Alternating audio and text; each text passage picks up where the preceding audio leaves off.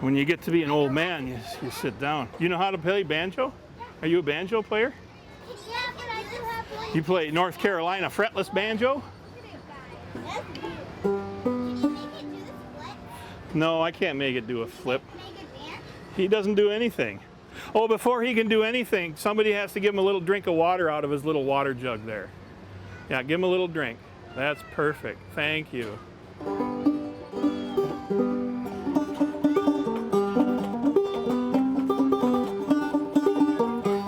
All right, everybody dance. Everybody.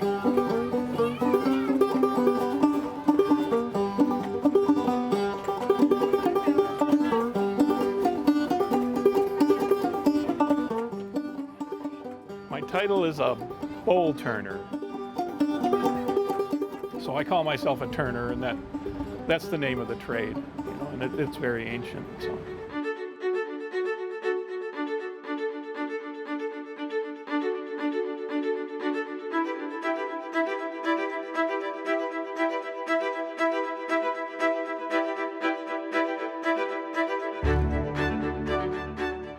One of my main focuses is bowl turning as it relates to Norwegian folk art. That's probably my main inspiration. Bowl turning in Scandinavia goes back to at least the Middle Ages, the early Middle Ages, you know, 700 to 800 AD.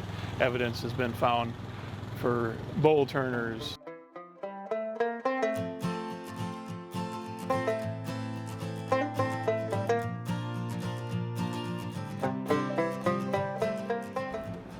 My grandparents were immigrants from 1923. My father grew up speaking Norwegian, and so when I started studying these traditions, a lot of them really struck home. It reminded me of things that my grandmother and my grandfather would say and would do. And they, even my father, who was born here, you know, they really rang a bell with me.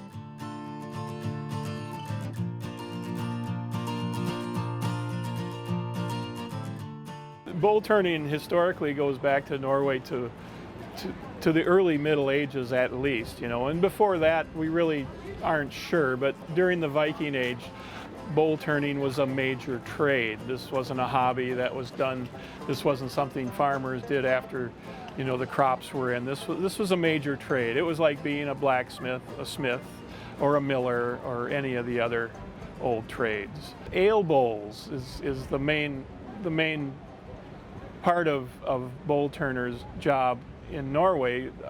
People drank beer in Norway and have for thousands of years, and somebody had to make all those wooden bowls. As the wood is spinning, it's the revolution of the wood isn't driving the cut, it's me using the leverage of this long handle carving the wood. And at this point I'm roughing it out, I'm just hitting the high spots.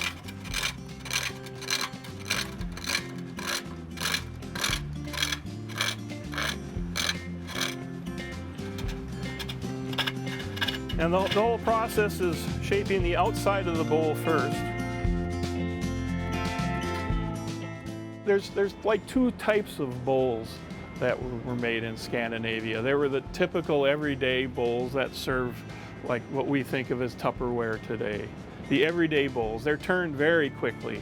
It takes about 10 minutes to turn a bowl like this. The finish isn't you know, paid attention to that much. It's a well-functioned bowl, you know, the inside shape matches the outside shape. It's got an attractive collar, but the collar is a pretty natural way to cut it. It's done very quickly. And these are cranked out by the dozens. The more decorative bowls are called ale bowls, and they're for ceremonial ale drinking. Like some of the fancier bowls behind me would only be used once or twice or maybe 3 times a year for the Christmas dinner or for a wedding or a christening or Easter or whatever the family tradition is.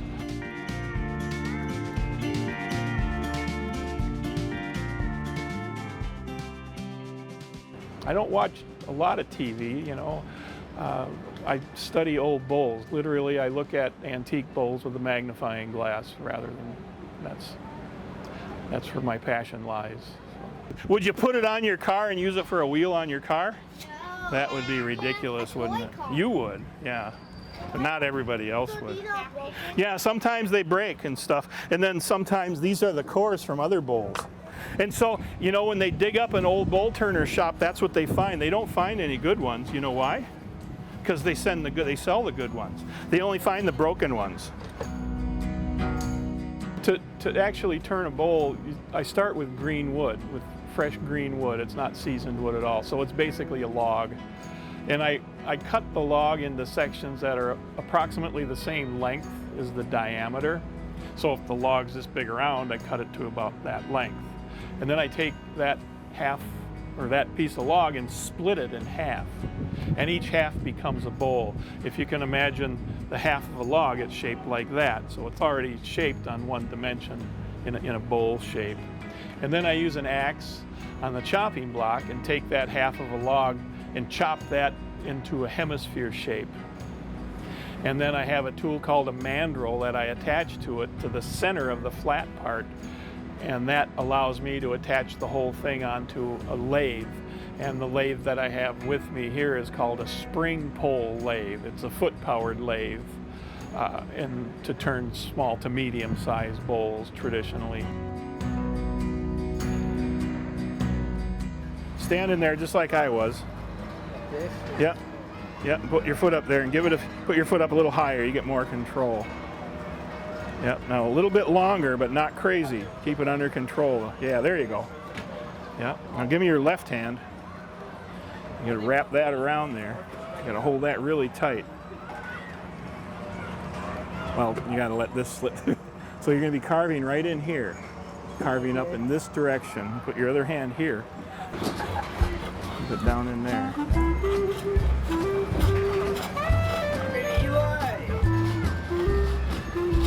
Nothing to it, huh?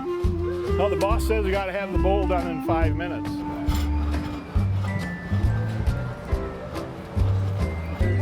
Just kidding. I built this lathe in 1991, but I was a semi-professional turner for 10, 12 years before that, so I knew where I was going with it. And lathes like this, it's a lost art today. Bowl turning on foot-powered lathes is a lost art, but it's not a secret. You know, the slightest amount of research, you know, and archaeologists and historians know all about the turning trade and the tools that were used, and this is one of them. And so, you know, finding and being a turner, I knew what I wanted to do and how it was supposed to work, and so it wasn't a problem to build it.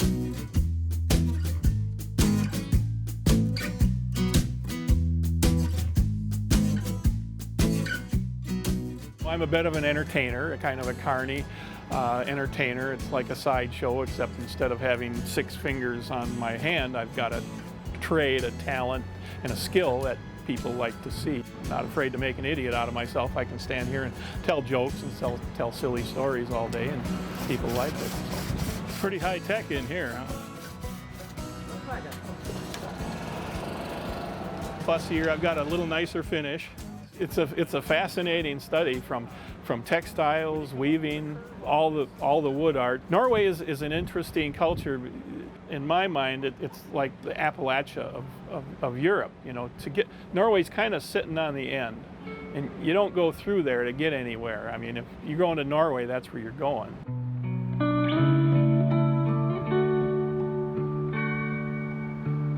I hope for kids to learn about the history of the trades, history of working people, because that's what most people were. Being a tradesman, being that skilled at something where you are in demand, you know, is, you know, if you offended the king, you could go to the next county and build his cathedral.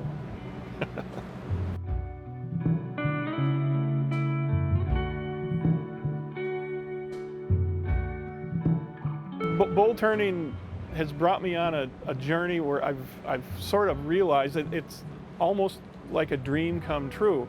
You know, I get to travel and visit fairs all over the country, and you know, it keeps my passion in bowl turning alive. I get to talk about it to people that might be interested in it, you know, and talk about the history of the trades and just talk about entertainment in general and how that all fits together, because It's all entertainment too.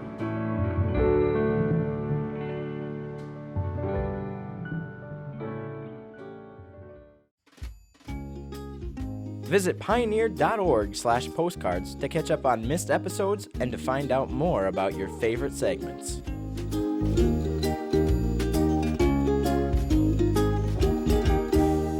Postcards is made possible by the Minnesota Arts and Cultural Heritage Fund and the citizens of Minnesota. Additional support provided by Margaret A. Cargill Philanthropy, Mark and Margaret Yackel-Julien on behalf of Shalom Hill Farms, a retreat and conference center in a prairie setting near Windham, Minnesota.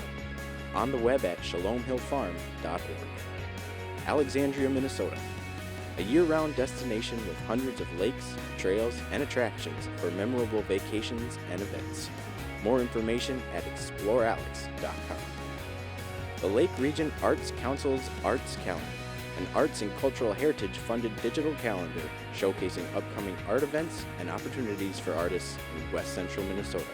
On the web at lrac4calendar.org.